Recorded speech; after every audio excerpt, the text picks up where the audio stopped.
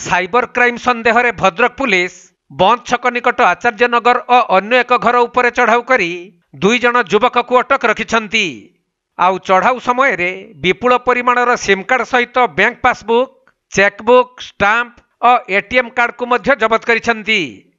तबे city DSP Anshuman Dwivedi नेतृत्व में यह चढ़ाऊ होइथिबा बेले अटक थिबा 2 जन युवक को पचरा उचरा करी अधिक तदंत करुछि पुलिस।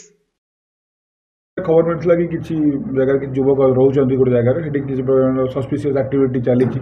तो सेठी आम विदाउट एनी डिले सांगे सांगे रेड कलापर आम विभिन्न प्रकार जो मटेरियल आप देखुं जमी मोबाइल 13 गोटी मोबाइल जा भर कि 5 गोटी कीपैड वाला मोबाइल अनेक गुड़े सिम माइक्रो सिम जोटा कहते देन आपंकर 50 कि ऊर्ध आपंकर एटीएम कार्ड और बहु परिमाण पासबुक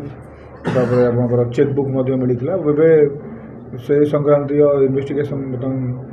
ऑन अच्छी स्टार्ट अच्छी तो आम 2 जन को संक्रांति थाना को आनी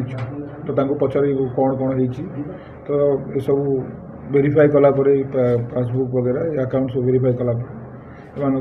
इंटरोगेशन कलापर डिटेल्स जना पड़ो आप जन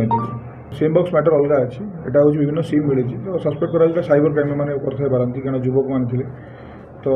समस्त एंगल को वेरीफाई कलापर जहाँ निर्यास बाहर जहाँ कनक्लूजन हम सेटा आम आपको जन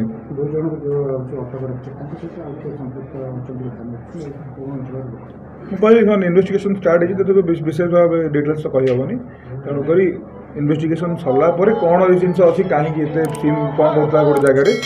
से सब जिन जानला आपको डिटेल्स जन। Thank you.